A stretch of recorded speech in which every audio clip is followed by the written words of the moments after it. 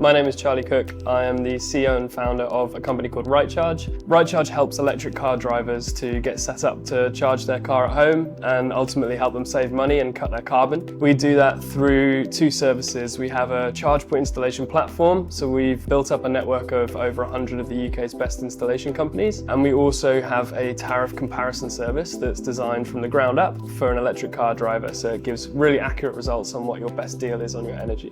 Fundamentally, sustainability is at the heart of RightCharge. I started the business because I thought it would be a good way to make a dent in the climate problem. I saw a bit of an issue with the electric car revolution, which was the drivers were just having bad experience quite regularly with getting a charge point installed at home. We did a survey and found that 59% of drivers actually found that process overwhelming. So it seems like a bit of a thorn in the side of the EV revolution. So we want to get rid of all of that issue, make it a really smooth transition, and hopefully by doing so accelerate the EV adoption in the UK and abroad. Cedars was an amazing opportunity to bring a community of EV drivers on board. We had a fantastic outcome. We had an initial target of £300,000. In the end, we closed at just over 650,000, and we're actually still bringing in money now. Cedars for us was a perfect fit for our requirements and the environment we found ourselves in. We have some huge partnerships that are signed, but will take a few months, we know, to deliver real revenue. We looked at the VC market, but we realized it'd be much better for us to raise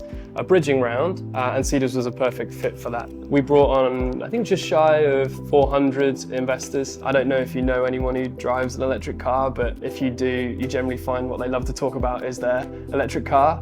And so it just creates this lovely group of really passionate ambassadors that are bought into your brand and understand your vision and what you're trying to achieve. Now we have 400 people out there that will be wearing their RightCharge t-shirts and RightCharge hoodies, and that's super exciting for us. Our experience of the capital raise process, I think, is probably a tale of two halves. You have the first half, which is a lot of work because you've got to prepare assets in a really lovely way and really present the story in a great way. But that has huge benefits for the business because it's great practice, curating that brand for a consumer perspective to a higher level. And then the second half is the good bit. It's where you launch, and then it's a really exciting process seeing that happening in real time. And it's a really interactive experience. So you're putting content out there to the community and you're seeing the responses coming back. I'm Rob Smallcombe. I'm one of the founders of EcoHedge, which is a UK-based climate tech software company helping small businesses to get to grips with their carbon accounting in just a few clicks. We automate the process of going from lots of different siloed data points, information, applications to a beautifully compliant report. And we thought, well, with all the developments going on with artificial intelligence, open banking, APIs, integrations, that we could help those businesses to get to grips with something that has historically been fairly difficult for them. So the story of EcoHedge back in 2020 in a co-working space in Hammersmith, me and one of the other co-founders, Max, were talking about the possibilities of open banking and automation and what that could do for small businesses doing their carbon assessments, carbon reporting. A voice popped up saying, "Are you talking about sustainability?" And that was the voice of Sindhuja Kanteti, who actually had a background in carbon accounting. And for the next few hours, we spoke about how we could leverage her knowledge and the pain points that she knew with all the manual, intricate processes, but also what we knew about with my background in software sales and Max in taking innovative ideas to market. And that's how EcoHedge was born.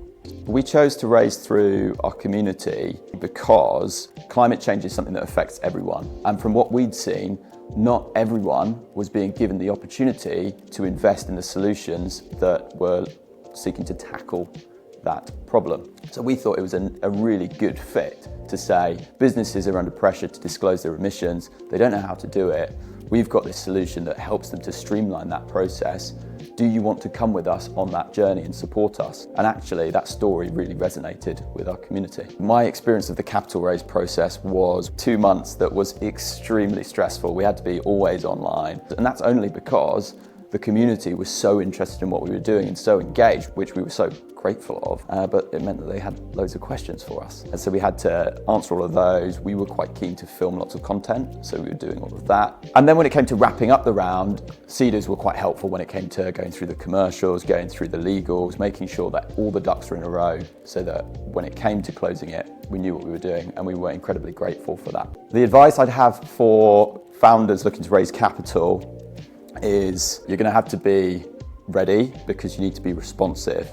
You need to be able to answer questions that potentially you might not like. You want to be able to leverage platforms like video.